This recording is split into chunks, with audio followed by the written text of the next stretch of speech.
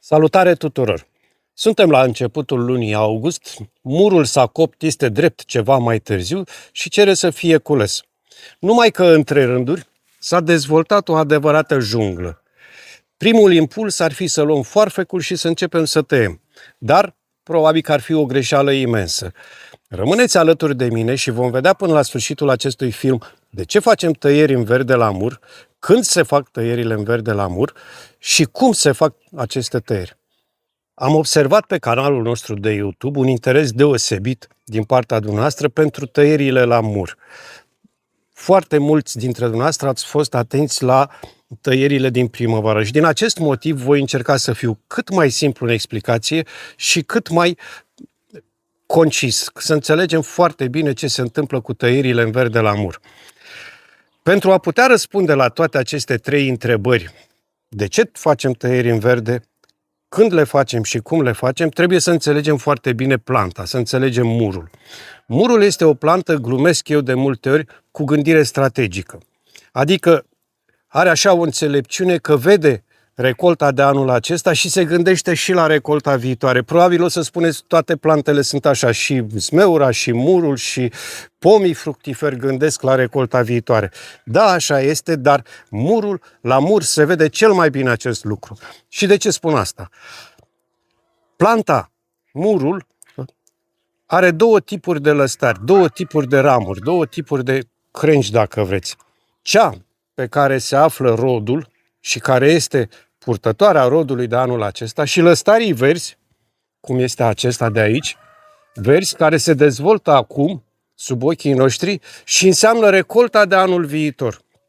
Dacă la acest moment m-aș apuca să tai otova, cum spunem noi românii, de colo până colo, în spate, tot ce înseamnă lăstar ieșit pe interval, ar însemna să pierd o mare parte din recolta viitoare.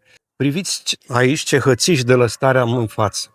Unii au crescut de pe mijlocul rândului către interval, alții au crescut chiar au ieșit din mijlocul intervalului și îngreunează culesul.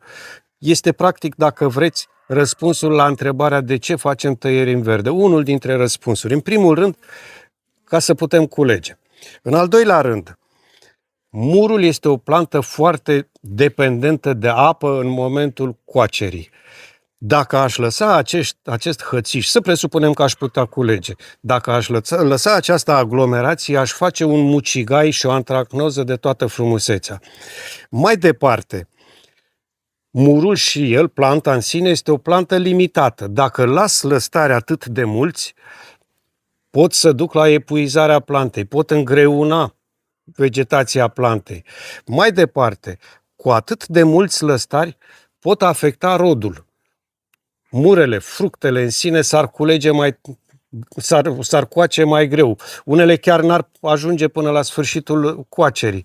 Deci, fac tăieri în verde la momentul la care îmi pregătesc culesul. Răspundem și la întrebarea când facem tăierile. În principiu, ca la orice plantă, putem face tăieri oricând. Trebuie înțeleasă planta. Are nevoie acum, la momentul culesului, de tăiere. Tăiem, rărim. Atenție, nu trebuie să confundăm răritul cu ciupitul vârfului. Trebuie făcut și ciupitul vârfului, dar acesta ciupit îl facem la lăstarul cu rod. Pentru că ciupind vârful lăstarului cu rod, dirijăm seva către fruct. La lăstarul fără rod, la lăstarul tânăr, nu facem ciupit. Îl lăsăm să crească.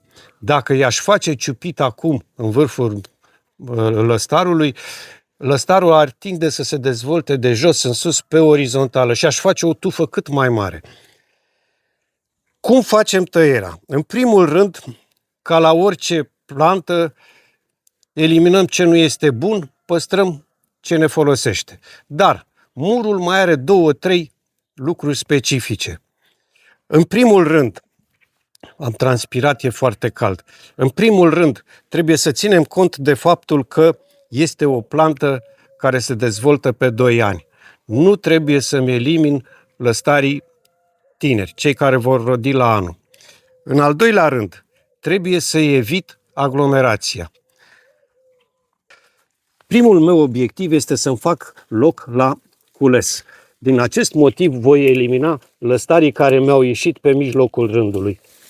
Îi tai de jos, de la bază, pentru că nu îmi folosesc.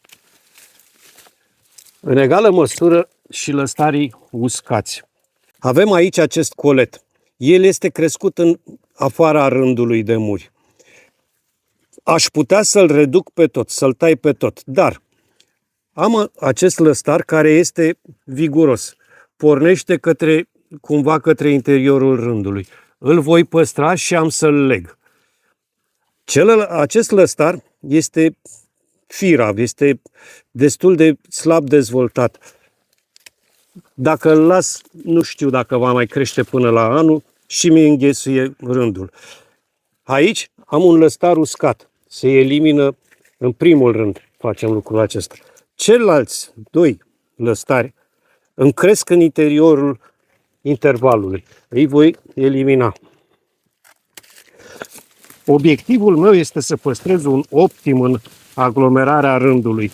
Antracnoza este o boală foarte răspândită la mur, cu siguranță și dumneavoastră ați întâlnit-o în cultura dumneavoastră și atunci aglomerația, abundența de lăstari și umezeala îmi favorizează antracnoza și trebuie să am foarte multă atenție la arării. Și acest lăstar îmi pornește către interiorul rândului. O să-l las. Merg mai departe la următorul butuc, următorul colet. Este către interior, tai, către interiorul intervalului. Îmi îngreunează accesul, tai. Am lăstari uscați, tai, scot.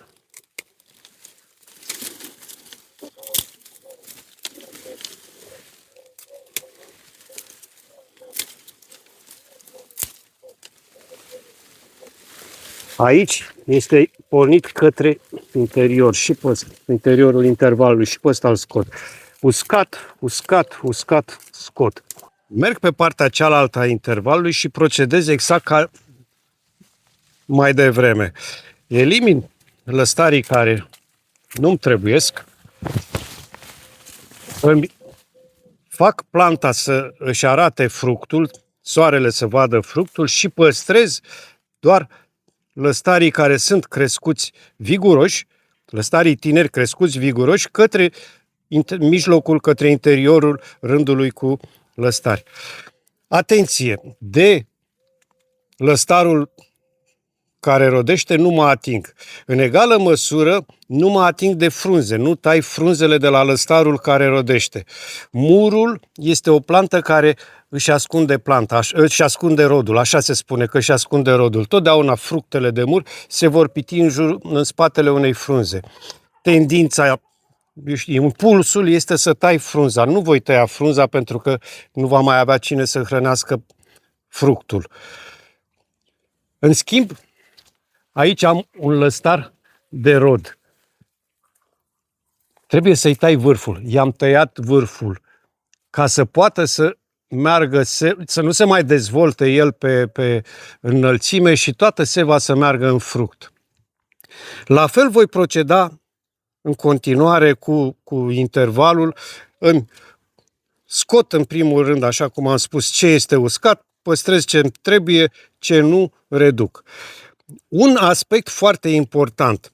Este posibil să avem lăstari, cum este acesta, care poate să-mi fie util. Îl orientez către interiorul rândului, dacă pot, să-l bag pe sub sârmă, dacă nu, voi veni cu sfoară și îl leg de sârmă.